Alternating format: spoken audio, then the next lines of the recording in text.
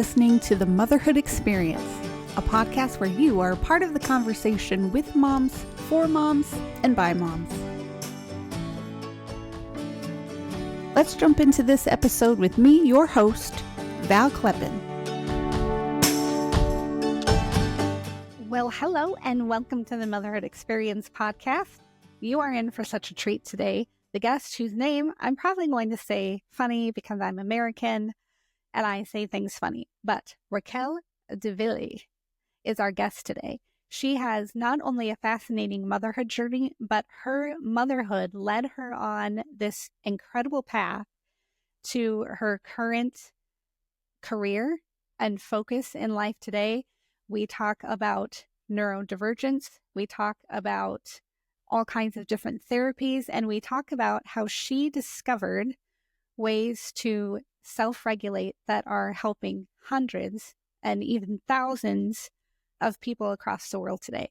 I'm so excited to have you listen to this conversation with Raquel. Before we get into it, though, just a reminder to leave us a 5-star review wherever you listen to podcasts.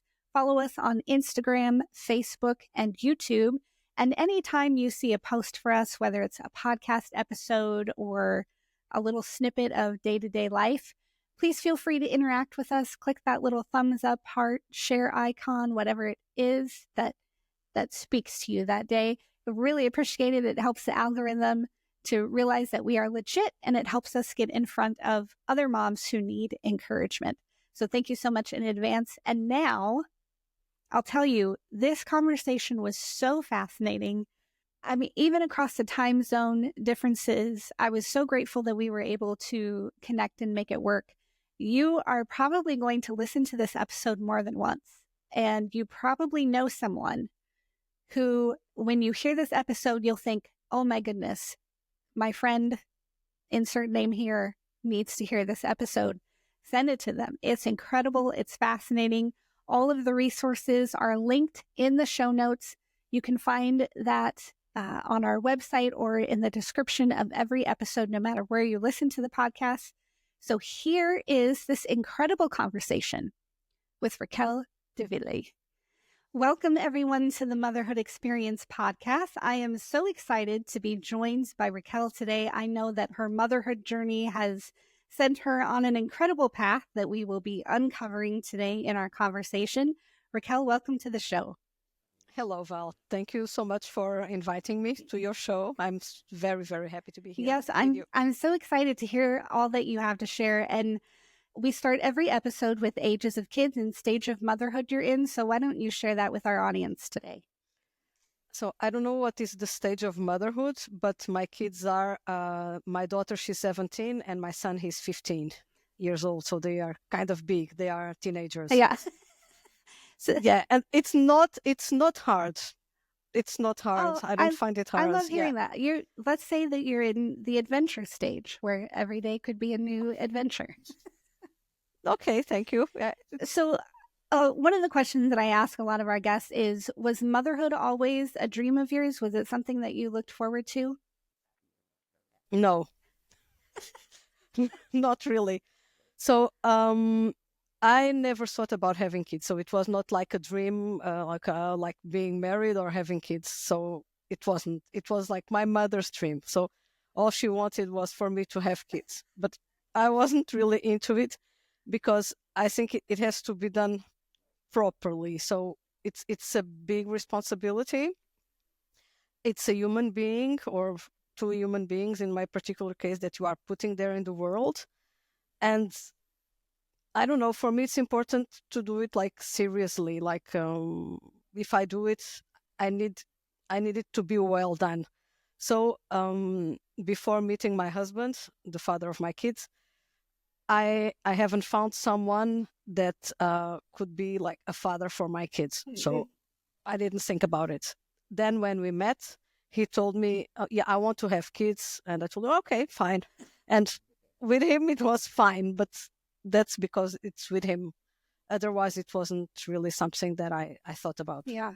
So did you have like a moment, or maybe it was during pregnancy or something, where you were like, okay, I can really get behind this, and this is something I am looking forward to?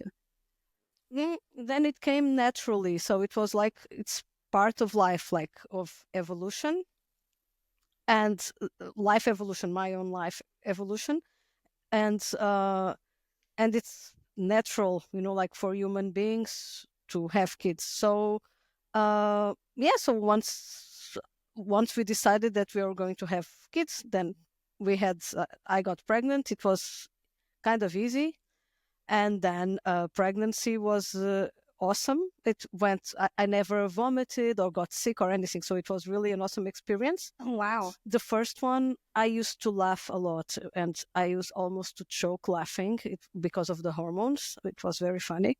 And then when my daughter was born, it was so both my kids were very easy babies, both of them. They slept a lot, and no crying, no. I cannot stand baby crying. So every time they cried, it's because they need something. So I'm there for them because I'm their mother. And so they were really easy. And then with her, when she was a baby, I realized that actually all this feeling of responsibility that I felt, like I'm going to have a baby and it's so much responsibility and I'd have to take care of the baby. It was actually a lot of fun because for a baby or a kid, it's all about discovery and discovering the world around them and doing stuff and they just have fun, and they don't know that one day they will have to pay electricity bills. So my son is in front of me and he looked like me like when he heard like electricity bills. And it was fun. I discovered a new way of having fun and enjoy my life with my kids. Oh, I love hearing that. And so, what were some of the things you did with your kids when they were little? Did you do any special trips or special traditions to make memories with them? No, not really. We just live life, no. So, what did I do special? So I remember we got a car specially so I live in Belgium and but I'm Portuguese. So we bought a car specially to make the trip, but we never took the trip by car. So we always got the planes. That's something I did. So I all my projects and work were very related with my kids' ages. So because I'm neurodivergent, so I really like to develop a project and from the beginning to the end, whatever project that I'm into it. And then I have like the hyper focus and the hyper fixation as well. Mm-hmm. When they were small, I was very into, so my projects were very related with their stage of growth. Oh, yeah. So I had different projects. So I had a toy shop, but really natural toys made in on very ethical. So I chose everything like very detailed. So I knew it wasn't made by kids for kids, for example, and they were using natural products to do the toys and so on. And then from there, I moved to a different project and so on. So my projects were very related with their stages of growth. Oh, yeah. That makes perfect sense. And it's kind of a beautiful marriage of your life and what you were experiencing with theirs and what they were coming into and learning about. So you mentioned that you are neurodivergent. When did you realize that about yourself? It was thanks to my kids, of course, because they are too. My daughter, she's the eldest, and she was like different from the other kids in school. So as a baby, she had this very deep way of looking to people. And she was very interested and she learned really fast and so on. And then when she started school, she was slightly different from other girls. So she wanted to shave her hair. The way she was dressing was different. She was doing her own stuff, her own things, and behaving differently from other girls. So she was not interested in the same things. She was very, very she was into technical stuff. Okay. So girls were playing with dolls. She was playing with the TV and a DVD player, and she was really good with it, and she could do many things. And then she moved on to more technical stuff, um, not really screens, but technical. And she used to write, and she wrote books as a kid. So she was different. And then my son was also different, and he suffered in school because of that. And we decided to change him school because he wasn't looking very happy. And I remember, so here kids, they don't have school on Wednesday afternoon. And I remember every Wednesday at lunchtime, I was like taking them to lunch at different places so they could play, and not noticing that they were not being invited by other kids to go and play with them, or that other kids that wouldn't want to come and play at our place with my kids. So they wouldn't have the opportunity to invite them to hear a no. But once it happened, so my son invited some kid that said a no, and he was really miserable and he cried a lot. And I was like, I have to do something about it. And I told my husband, for me, this is over. Like, he's miserable in this school, and I want him to change. I want him to change school. So we changed him to another school with a different approach, not Montessori, but Freinet. So it's the French Montessori. Okay. And he really thrives there. He was like looking so happy, and he had friends, and he was even popular, like in this new school.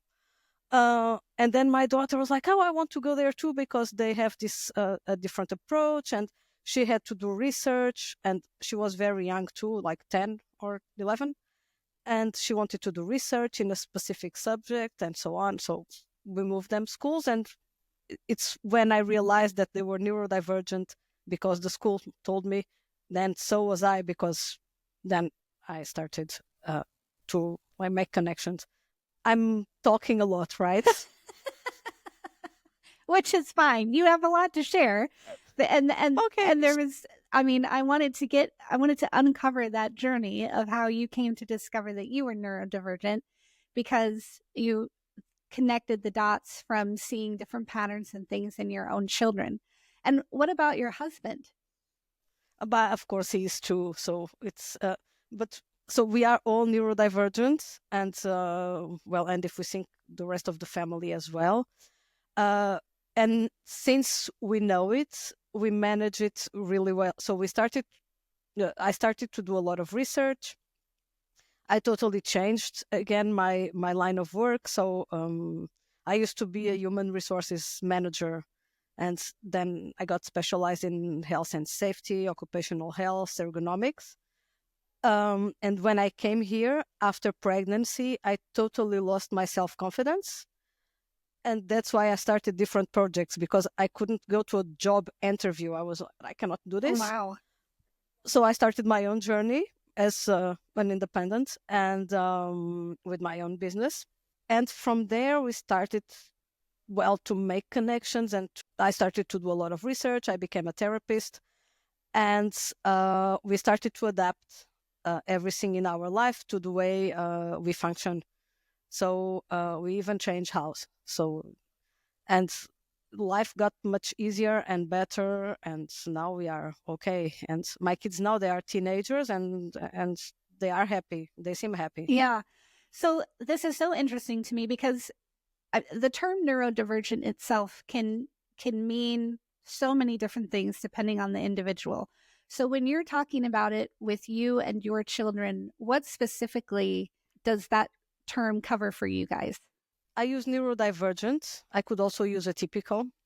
In French, I use atypical because it's not a gendered word, because it can be so different from one person to the other. And like this, it's just like you are somewhere in the cloud without really knowing exactly where you are. But all of us, we have in different degrees. We are autistic, ADHD, and gifted. So this is the hardest one to say, because it sounds so pretentious, but it's true, and it comes with its own set of problems, Right. along with the nice stuff. So all of these have really nice sides of it, And all of these have also some less fun sides. Yeah, some challenges. So, was it learning about neurodivergence that caused you to take a path to change some things and to do the research, or was it realizing that you liked doing things a certain way, different from everyone else, that led you more toward knowing how to handle your neurodivergence? It started, so when my son changed school, the school director that received us and so on, she told me, okay, so he has this behavior, this and this and this, so he might be neurodivergent. So you might want to check it so you can. Okay, so I checked it. I was like, oh, it's interesting because he actually has this, and so did I when I was a kid. And from there, I read a little bit, but not much. Well, I was interested mainly for my kids, but I wasn't doing research on the subject. And then COVID came. And when COVID came, so we were really happy as a family because we could like be doing our own stuff, like without being bothered by like external. And we could realize that, okay, so this degree of happiness when like, because we cannot go out, the kids couldn't go to school, they were so happy they couldn't go to school. So then we started to think, okay, so maybe this could be related. And then while doing many trainings, therapy trainings, and then trauma, specializing in trauma, different kinds of trauma, it's there that I started to do research with on neurodivergence. So you have did this answer? Okay. Yeah, and go ahead. And you have a unique perspective because not only are you parenting neurodivergent children, but you're experiencing life as a neurodivergent yourself. So how has that shaped kind of the work that you're doing right now today? It shapes my work mainly in terms of decisions, but well, sometimes it makes work harder because I tend to get distracted with many things. I can also focus a lot. It depends on the moment. But basically, knowing what I know now makes my life easier because I know now what kind of people I want to work with. And people that come to me are people that have the same problems as we did. But often neurodivergent folks feel alone. So you feel like, I'm alone. I'm the only one like feeling like this and I'm totally crazy, especially when you are a woman, like I'm totally crazy or I'm totally nuts, or maybe it's my period or my hormones. And sometimes it is, sometimes it's also the way you function, and there's so much overstimulation and so much things going on. And it's very stressful. And as this stress increases, well, people start to feel like they are crazy, but they aren't. It's just too much stuff going on at the same time. And basically, this allows me to better help the people I work with. And the people that I work with, they know when they come to me that the first thing I think they feel actually is that they are not alone. And this happens a lot with my book. So people read the book and they get back to me like, it's like such a relief. I'm not alone. And there's more people like me. And recently I had someone that got my book, someone that works in a startup computer cybersecurity. And she told me, it's me, but also everybody that works here. I think they are all like that. And it's so much fun, like to check it out. And because my book has a test, so not a test, but like a self-assessment where you can check where you are there. And she's like, there are so many of them and so many of us, like we are all like this. And it's interesting. Do you find that more people are seeking you as a resource, coming to you for help because they are parenting neurodivergent kids or because they're neurodivergent themselves? I have both. Yeah. Usually they come together. So when it's the kid that it's neurodivergent, the parent often has something. So the parent meaning the mothers. So I work mainly with women. So I have both. I have mothers coming for their kids, like big kids, and also mothers that come for themselves, but their kids are a neurodivergent as well. So what does that look like when someone comes to you for help? What is your approach going from maybe an assessment to path of treatment or coping? So there's an assessment, and then I kind of always start with the same way. So I always start by making people tremor. This sounds so good. Yeah, where do I sign up? So what do you do? I make people tremor. I actually say this from time to time. So I make people tremor. I usually start with that. So no, I do have a framework, and it starts with an assessment where the idea is to notice what's going on with your body. This is not always easy for neurodivergent people, as we tend to be kind of disconnected from the body. Okay. So that's the first thing. So embracing sensations or noticing the sensations in the beginning. Okay. So I often use this tremoring thing that it's called TRE, because it really allows to feel the body, but it also calms the autonomous nervous system, and it allows for it to balance with time and practice. And it works really well for chronic pain and chronic stress that often are the problems that people come to me with. And then from there, we move on into different phases of the framework. So nurturing and nourishing the body with food and sleep, or sleep and food, and then movement as well.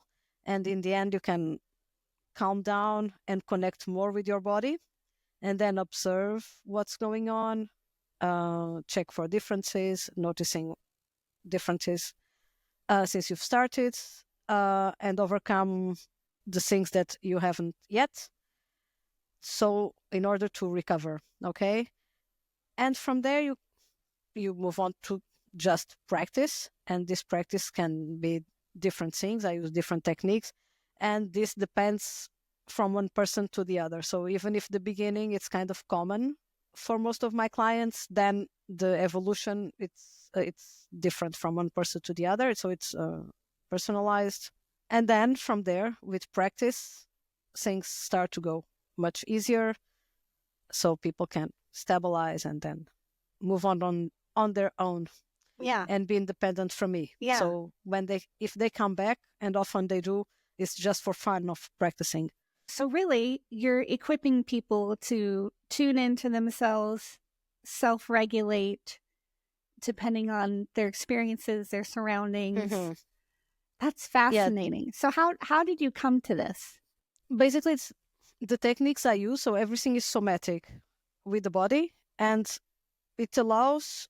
So it's fast as therapy. So usually in 3 to 4 months, you're done. So you're ready to do everything on your own, self-regulate on your own, feel much better. And so it's really fast. And what I want is for people actually, as you said, self-regulate, that it's a word that I tend to forget, and then to move on their own. So they won't need me anymore or anyone else. They are self-sufficient in their own wellness. But yeah, that makes sense. Basically, they get free from all the pain and stress. And of course, stress is always there and it will always come back, but they can manage it on their own, as well as help their kids do the same. So this also happens. So what does that look like for you and your household, like in your own home? If someone's having a bad day, what kind of takes place in your home to dial it back? So here at home, nobody cares, basically. No, I had my nephew come here like 2 weeks ago. He had pain, so he had an operation and he had pain because it was very everything was very contracted, his muscles, and so he came here for some pain relief, and he went, like with no. So he got here in a lot of pain, and he left like feeling well in one session, and he was like, I didn't know you could do this. This is amazing. And, like, your kids are so lucky. And then he asks my kids, like, oh, but you are so lucky. I bet you get this all the time, no, when you have like something. And they were looking at him like, no, no, we don't. But it's true that they don't really have this kind of problems either, because if they are in pain, like, I take care of it like immediately. So they don't even notice anymore. Yeah. So basically we are kind of well most of the times. That's amazing, and I'm happy about that. What was it that directed you to this somatic path and tuning into the body through nutrition and sleep and those sorts of things?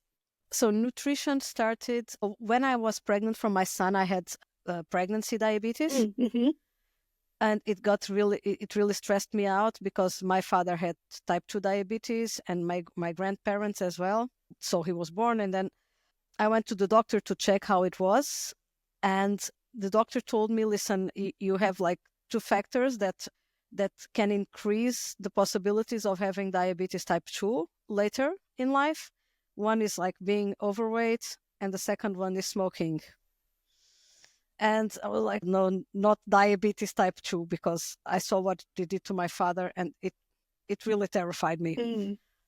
And then also smoking, it was an example that I didn't want to give to my kids. Yeah, so I stopped smoking, and then I gained a lot of weight, even more. Mm. So this changing eating habits started to avoid diabetes type 2. And now I'm almost 50, and and all is good with my glycemic level. No diabetes type 2, everything is okay. So this was maybe the first step. Quit smoking and losing weight. And from there, I also wanted to gain muscle, and so I started aerial arts as sports, and then became an aerial yoga teacher, and then a yoga teacher, and then a yoga therapist, and so on. And with this evolution, I got to trauma, and from trauma to neurodiversity. Wow. It's like a neurodivergent way of doing stuff. So it's like jumping from one thing to the other. But it's kind of like, is it the butterfly effect or something, where one simple change, and really rooted in you not wanting type 2 diabetes at all, and so making these simple changes in yourself led you down this path, and here you are today helping hundreds, thousands of people self-regulate. So yeah, I'm here basically because I didn't want type 2 diabetes. Yeah. So that's quite a story. It worked. That's the thing. So we've talked about your book a couple of times here. What led you to want to write it? It was a kind of a challenge. It was a book writing challenge, actually, that I participated in. And then I had a really good coach, and then more coaches. And so I wrote the book.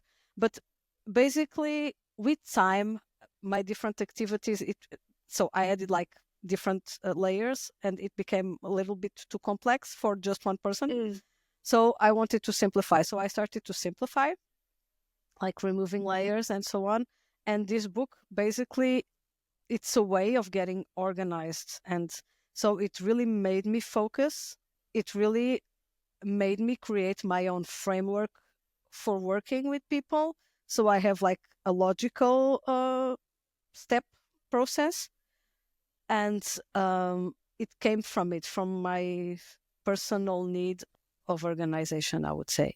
And also to share my experience with people. Right.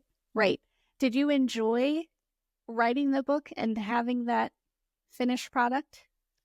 Yeah, I did. The process of it? Yeah. And now actually I'm enjoying to have it and to say people, oh, here's my book. It's cool. Yeah. It's really nice. And it's led to a lot of, I'm sure, speaking opportunities and educating opportunities. Is that right? Not yet. No, it's coming. I know that you. No, it was this incredible project that it's over. So now, yeah, it's kind of. But I know that you have spoken to several groups about some of the stuff that you've been involved in. Is that something that you enjoy? Do you enjoy public speaking? I do. Because I don't feel stuck. Well, I don't always say it. Maybe so my vocabulary, because of the different languages, it became kind of poor in the three languages I speak, but I'm okay speaking in public. So I don't have a problem with it. So I do enjoy it. It's fun. Yeah. I have fun doing it. Yeah. Yeah. So how would you say you mother differently today, tapping into your kids than when they were very young? So when they were very young, I didn't realize, and I didn't know all that I know now. So now I'm much less stressed. Also, for me, it was in the beginning. I remember when they started school, primary school, that my parents did it with me, like to have good grades and to do well in school. I don't care anymore about it, for example. So this is like it went away with this old perfectionism thing that I had that I don't have anymore. Yeah. Basically, now I know much more, so I'm much more relaxed mothering them. And because, well, I quit smoking, so when they were very young, so I won't give the example, but in the beginning, it's very stressful. So smoking gets you stressed, but once one stops, it's very stressful. And I don't have that stress anymore. So this is really good. And they don't seem very traumatized. So Well, that's amazing. So what is it though? Because I'm hearing you say these things, and it sounds like essentially you've kind of set yourself free from, like, there's just a sense of freedom, is what I'm hearing in all these things that you're sharing. How has that impacted your day to day? Like, would you agree that it's a freedom? Is it just kind of a process that you rethink, redo? How does that work? it's freedom. I'm very free. I have a very free life. It's not that I move a lot from one place to the other, or that I go and take my laptop to work in a beach somewhere, because I don't do it. I could, because I come from the seaside, but I feel very free in my life. So I do what I like. I work with the people I want to work with. Everything, it's fine. And I think understanding how I function and how my family functions as well really contributed to this. Yeah. Because so it started with me, my husband, and my kids, but then it also helped my mother and my brother. So the rest of my family, like not only the hardcore part of it, like husband and kids, but all around. And also my husband's family as well. So I think there's a lot of basically self-acceptance and accepting that you are the way you are, and it's okay. Yeah. That's probably a bigger piece of the puzzle than many would realize, that it's okay. Like, neurodivergence is not a bad thing. It's a fine thing, because everybody is different. So and I wonder if there are people that are not neurodivergent. So divergent, it's a little like saying normal. So it's like a statistical term. Speak in terms of neurodiversity. So you have like your face and your body, and it's different from everybody else in the world, the same as I. So I think inside, even if we are similar as a species that we are, inside we might be different, like we are different in the external aspect, as well as you have biodiversity, that all the plants are different. And so I wonder many times if there is someone actually normal. So if we bring this statistical term to human life, or if we are actually divergent, or if it's just the way people are. They are what they are, and they are all different. Yeah, that absolutely makes sense. When someone begins to work with you, or is considering working with you, or you're considering working with them, what are some of the key things that you're looking for, that you're trying to recognize to confirm that they would be a good candidate for you to work with? So I don't want to oversimplify, but it's all about gut feeling. That's amazing. I love that answer. I don't know. I would love to say that I have all this process and so on, but no, it's Yeah. So with time, the people that come to me usually are the right people. And if by any chance they are not the right people, they feel it, and so do I. So all is good. So it all starts with a free consultation, so we can get together and feel, not see and feel if we are a good fit. So there's not much reasoning about it. I explain what I do, how I do it, and then we see what goes on. And do a lot of the people you work with, do you incorporate nutrition and self-care like long term for them? Do they stick with that? So I used to be very radical in terms of food when I changed, because that's the way I am. So so I changed, now it's like this, and I go there, I have like this straight line and I follow it. You have all these beliefs that you can do everything in moderation, but the problem is that many of us are not moderated. That it's my case. So if I like to eat something, I really like it, I will eat it until I cannot stand it anymore. So I really need this straight line. So sometimes people need help to do changes in the way they eat.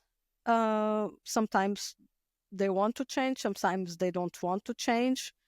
For me, the important thing is that they feel good and that they sleep well. Sometimes sleeping well passes by changing food, and also changing the way you eat can actually affect how you behave, because there are different kinds of foods that do not help with stress regulation. What? Such as sugar, for example. But then it really depends. So I'm working with I have a client now, and she's neurodivergent, with neurodivergent kids, and she's like, I don't know, I have no idea how to make them eat something different from cereal every morning. And so she has no idea, and I'm helping her with that. So with my kids, it was like, okay, from one day to the other. So we are stopping this, and we are moving into different things. So let me know what you like, what you want to try, and we will try it every morning. And you can ask. And then we changed. With her, I'm helping her also changing, but I think it's great to ask the kids, so what would you like? So you have a list here. From here, what would you like to eat at breakfast? And they will choose, and they will be happy because they chose their breakfast. And they will have probably less sugar. Is it easy? Well, sometimes it is, sometimes it isn't, especially with neurodivergent kids, because you have all these texture things, and there are also flavor things. So some kids, for example, my son, he doesn't like apples because apples, they don't taste the same, ever. It's not a fruit. So you eat an apple, you can eat an apple of the same kind of apple. So you have different kinds of apples. If you eat an apple of the same kind, it does not taste the same, ever. Oh, wow. And this disturbs him. And then you also have texture and sometimes color. And some people, they cannot mix, like different foods in the plate. Some people need everything mixed. So just ask, how would you like to try this? And I think making it interesting and tasty. For example, broccoli. I love broccoli. It's and I had a friend coming here. So like, you eat broccoli and it's good. Nobody eats broccoli. She also likes broccoli. And she was really amazed. And it's, you just have to make it like tasteful, and it's really good. So, and kids will eat it. You just have to make it tasteful, and it's not even that hard. It's so. Yeah, well, so you're gonna I might help. Share your secret then on tasty broccoli. So I'm Portuguese. We are really into food as people. So it's like when Portuguese see each other, and how are you, and how you doing? Oh, I went on holiday somewhere. oh, you did? Oh, great. What did you eat? So it's our thing. So yeah. So Oh, then I'm also Ayurvedic nutritionist. So I have like I know what I'm talking about. But so I wanted to ask you, because I've heard you mention this a couple of times now in our conversation, where you've talked about trauma and how does that fit into your journey, and what led you, I guess, to realizing that that was part of what needed to be dealt with in this? What does that mean? So during one of my yoga therapy both my yoga therapy trainings. So you have like trauma informed yoga and trauma sensitive yoga, and I practiced it. So and from there, I wanted to learn more. So I took a trauma sensitive yoga training from forgot his name. He's really known, but I cannot remember. So it's TCTSY, and I cannot remember David something. So he's mentioned in Bessel van der Kolk's book. I talked about it. So I have the name in French. I cannot remember the name in English. Okay. So in French, it's Le Corps n'oublie rien. And I don't remember the title, but the body keeps the score. Oh, yes. Yeah. Okay. Yeah. Exactly. So I did a a TCTSY training, so trauma sensitive yoga training, and it was very interesting. And doing that training, it's when I started to do more research on neurodiversity. I started to realize that there's a lot of overlapping, and there's a lot of overlapping with trauma and neurodiversity and neurodivergence. So I went deeper on that. At that time, I also did a TRE training to become a provider. And after, I did a somatic experiencing training as well. And studying trauma was very helpful with my neurodiversity research because it really overlaps. So there are very different approaches to take care of the same things. It's so it's interesting how it overlaps. I don't know if I'm making sense because you are. I just want to clarify. So is it that the brain and the body respond to trauma similarly as it does to coping through neurodivergence? Is that why they overlap? So there is another book by Gabor Mate, When the Body Says No. This one I remember. Gabor Mate, basically in this book, he says that autism, ADHD, it's like trauma. So it comes from society, and it can be. So when you look at trauma and you look at ADHD and autism, there are many things that actually overlap. And me, with all my practices and trainings and so on, I've been noticing that my autistic traits are kind of vanishing. So I have them less and less. Oh, wow. And so and there was a big switch last year with this. And I started to think, so like my ADHD, it's getting out of control, but actually everything it's so balancing. And because I used to counterbalance with some autistic traits that are not there anymore. So now I feel less focused, for example, sometimes, or much more distracted. So now I get distracted in a way that I didn't get before because I was so obsessed with all the details and doing everything in a very specific order. And this changed a little. So I don't know how to explain it, cooler, so I'm okay. So more relaxed about stuff in general. Yeah. So I pay less attention. Yeah. For example. So this is an example. I don't know if I'm making sense. So there's a lot of research on this. It really overlaps, and people that work with trauma and people that work with neurodiversity, they really see it how it has so many common aspects. Yeah, yeah. A lot of similarities between the two. So, how can people find your book? Where can they purchase it? How can they learn more about you and the work that you're doing? So my book is available on my website that only has links uh, because I cannot read text anymore. So why would other people read text? So the website, it's just encore.be. There's a part in French, a part in English, and my book is there. And there is also a possibility to schedule a call and just to connect on social media. So it's very simple site for the moment.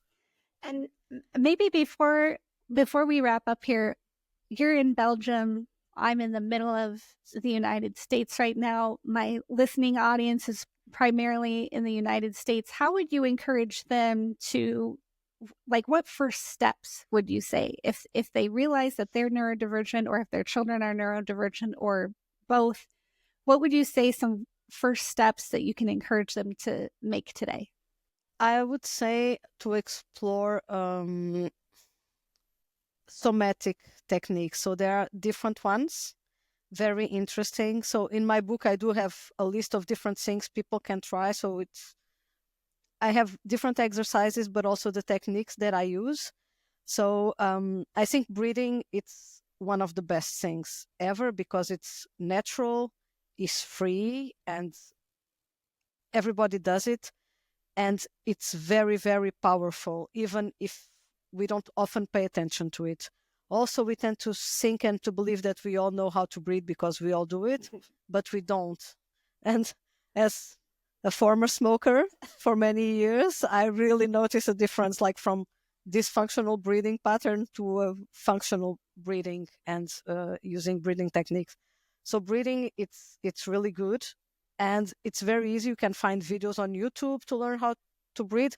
Just pay attention that it's a kind of breath that will calm you down and not activate your sympathetic nervous system, because then you'll be very awake.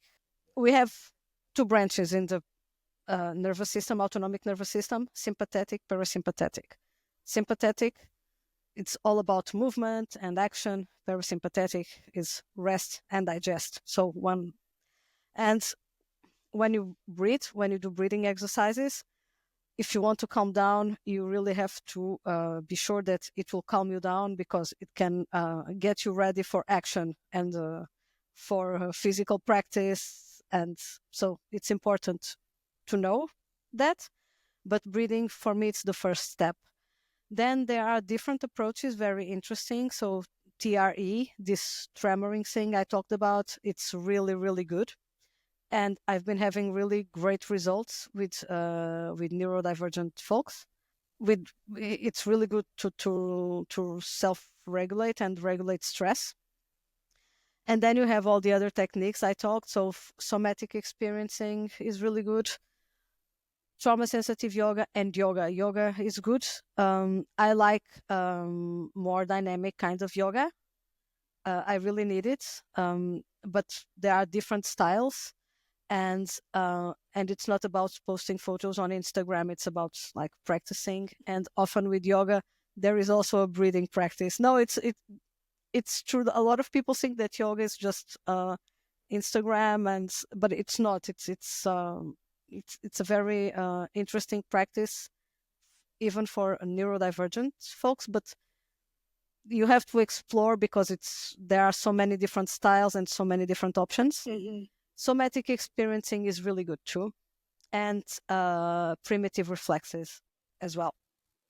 So yeah, this is probably too much information. No, I feel like I know a lot of my listening audience will find this as fascinating as I do, because it is something that we're becoming more aware of, I think, in our circles, in our own lives. And so I think that this has been such a treat. I'm so glad that we were able to make it work for you to come and be a guest and not only share your motherhood story, but all of this research and work that it has led you to in helping so many others. So Raquel, thank you so much for being a guest. Thank you, Val, for inviting me. Thank you so much. Thank you so much for joining us on today's episode of the Motherhood Experience podcast. To join our exclusive TME community, head over to themotherhoodexperience.com/learn more. Be sure to follow The Motherhood Experience on Facebook or Instagram, and please leave us a 5-star review wherever you listen to podcasts. If you're watching on YouTube, leave us a comment below, and we'll catch you next time.